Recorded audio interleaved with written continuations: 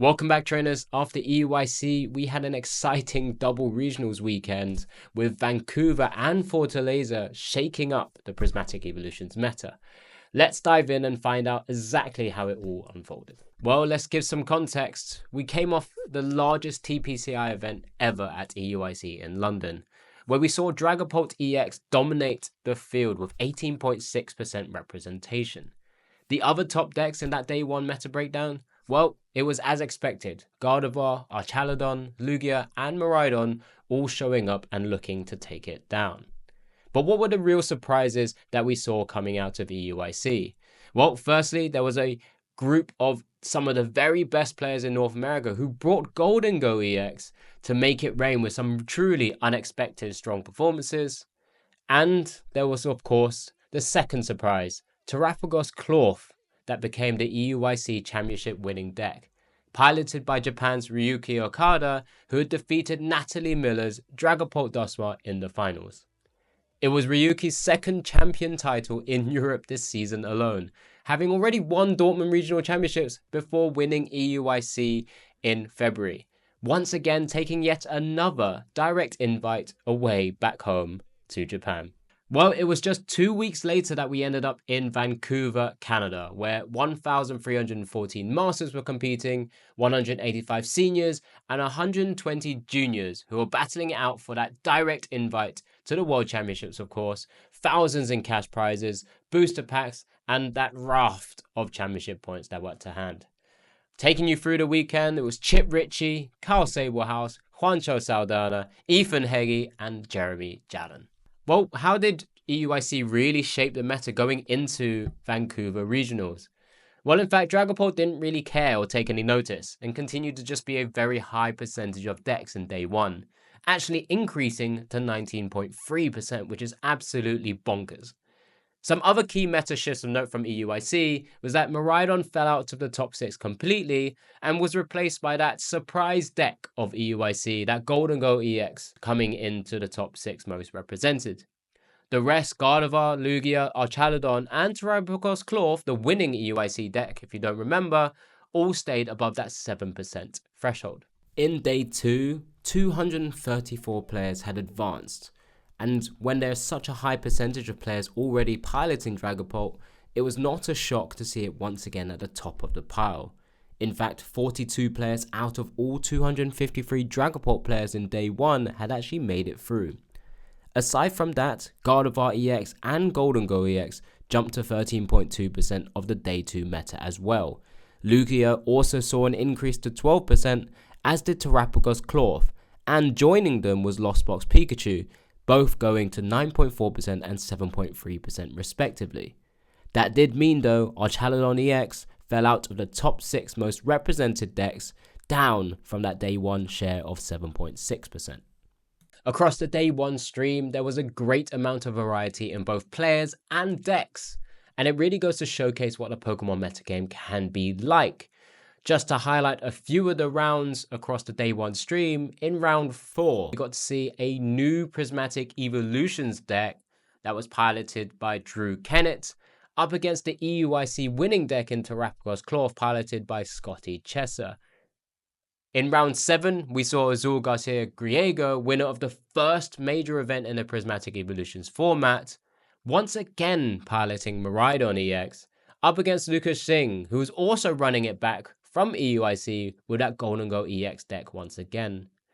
And how about that final round of day 1, where we got to see a deck no one has really considered in recent times, Roaring Moon EX, piloted by Libui, having to go up against the finalist deck of EUIC in Dragapult Duswa, piloted by Nico Gist. Moving into day 2, and what better way to kick things off as the tournament started to head into crunch time, and truly looking to find who our top club players would be. In round 11, we had sight of currently one of the best players in the game. Andrew Hedrick was piloting Dragapult Duswa up against someone who is coming off a fantastic finish in San Antonio, Salmit, who this time has done a full 180, now piloting Lugia V-Star rather than what served him so well in January with that Snorlax deck. And in round 12, in that winner in a battle of 2 Canadian players in a really intense matchup of Gardevoir EX versus straight Dragapult. It was a great matchup and really back and forth and really insightful, with Anil piloting Dragapult, who's been carving up his strong resume of finishes in recent years, up against a friend and former world champion in Rowan. After all the Swiss rounds of Day 1 and Day 2 had concluded, Vancouver Regionals ended up with 12 players in an asymmetric top cut, with 8 different decks represented. There were 2 Lugia V-Stars, 1 Gardevoir EX, 1 Regidrago V-Star, 1 Pidgeot Control, 2 Dragapults, 1 with Dustois and 1 straight, 2 Golden Go EX, 1 Miraidon, 1 Roaring Moon, and 1 Archaludon EX. It was also great to see a pretty damn good showing by the Canadians, with a third of the player base in that top cut being Canadian, looking to keep the title at home. They were joined by 7 players from the USA and 1 player from Japan as well. I think the biggest surprise here though, and no, not just the Roaring Moon that had snuck its way into asymmetric cut, but a throwback to the pre-Prismatic Evolution's king of the format, Regidrago V-Star. It was a list that was not far changed from when it was dominating tournaments previously, and was piloted so well to a fantastic finish into Top Cut by Christian Lobella. Streamed, we saw the asymmetric cut matchup of Caleb Rogerson's Miraidon defeating Makani Tran's Gardevoir EX. In top 8, Trevor Reed's Golden Go EX fell to Andrew Hedrick's Dragapult EX. And in top 4, it was Lucas Singh's Golden Go EX that made it to the finals by overcoming Le Bouil's Roaring Moon EX deck, thus setting us up with a final of Lucas Singh's Golden Go EX up against Andrew Hedrick's Dragapult Dustois. Both are players, international champions, and both with regional championships under their belt last season, and showcasing exactly why they've ended up in the finals together at this Vancouver Regional Championships. Lucas demonstrated his ability after a tough round 7 stream match loss to make it all the way to the final, including an incredible display in top 4, where we saw a Spiritomb fade out utilized to great effect. And Andrew has already on 2 occasions on stream showed the versatility of the Dragapult Dustois deck, finding ways to win in a variety of directions, either using multiple prizes or Badoo to lock out his opponents.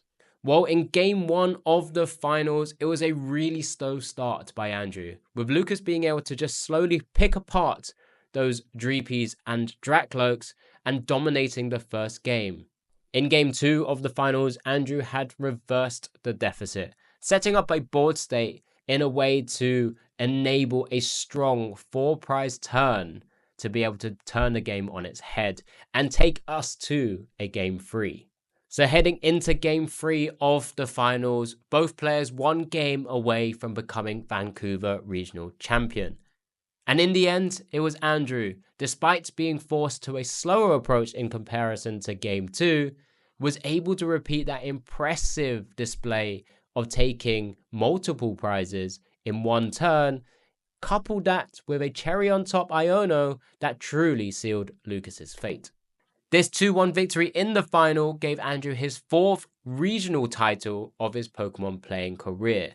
An incredible feat that really cements Andrew as one of the best players in the game at this current moment in time. Of course, that also includes that direct invite to the World Championships in Anaheim this year. Let's not forget that it wasn't just the Masters divisions that were battling it out. Seniors and junior divisions were also putting on some great performances. In the seniors division, a Dragapult Dustois mirror match ensured that Nathan Osterkatz beat Justin Templar to be crowned Vancouver champion off the back of a, of course, fantastic performance at EUIC as well. And in the juniors division, it was a Gardevoir EX piloted by Alonso, which had beat Golden Go EX piloted by Vincent. Let's touch base also on Fortaleza, as Vancouver was not the only regional occurring the same weekend. In Brazil, 715 Masters, 54 Seniors and 42 Juniors were also competing in a regional championships. In the end, it was Vinny Fernandez who beat Pedro Patuzzi's Gardevoir EX with the same deck, straight Dragapult, he had piloted to a top 8 finish at EUIC. And in Seniors, it was won by his brother, Gabriel Fernandez after winning EUIC, taking the same concept once again, but with slightly different tweaks to take down the seniors division. The juniors, however, was a little different, with Charizard Pidgeot once again taking another title against Roaring Moon EX in the finals. After a double regional weekend, where do we go next on our Pokemon schedule? Well, it's back to Europe as the next regional lands in the Nordic location of Stockholm, Sweden. And after seeing Dragapult dominate both Masters and Seniors in both Vancouver and Fortaleza, it'll be really interesting to see how the European meta will be shaken up. With not many tournaments left in this format before rotation, there could still be some surprises on the way. What do you think will win in Stockholm? Thank you guys so much for tuning in. What did you guys think of the double regionals in Vancouver and Fortaleza that weekend? Let me know your thoughts in the comments below. Don't forget, of course, to like and subscribe and hit that notification bell for more TCG updates and tournament recaps.